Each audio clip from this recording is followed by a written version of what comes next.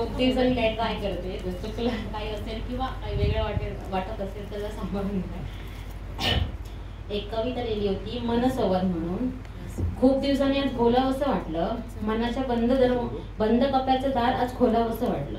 खूप दिवसांनी आज बोलावंसं वाटलं, मनाच्या बंद कप्प्याचं दार आज खोलावंसं वाटलं. ज्यांच्याशी बोलायचं असतं त्या व्यक्ती असं कायम बिझी.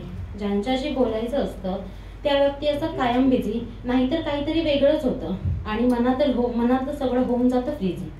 नाहीतर काहीतरी वेगळंच होतं आणि मनातलं होऊन जातं सगळंच फ्रीजी. काही गोष्टी अशा असतात ज्या कराव्या वाटतात व्यक्त. काही गोष्टी अशा असतात ज्या कराव्या वाटतात व्यक्त, पण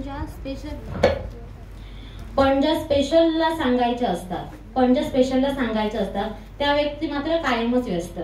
पण ज्या स्पेशलला सांगायच्या असतात त्या व्यक्ती मात्र कायमच व्यस्त. जसं आमचं नातं स्पेशल असतं, जसं आमचं नातं स्पेशल आहे तशा फिलिंग्स पण खूप स्पेशल असतात. जसं आमचं नातं स्पेशल आहे तशा फिलिंग्स पण खूप स्पेशल आहेत. पण त्या समोरच्याला वाटल्या तर त्या स्पेशल, नाही तर त्या नथिंगच आहेत. पण त्या समोरच्याला वाटल्या तर स्पेशल, नाही तर त्या नथिंगच आहेत.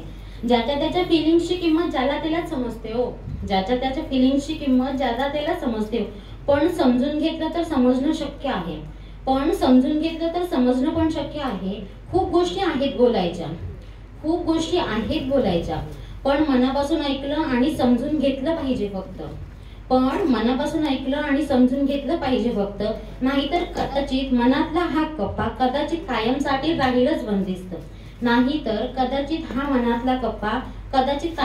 राहीलच बंदिस्त. खरंच का कायम राहील बंदिस्त?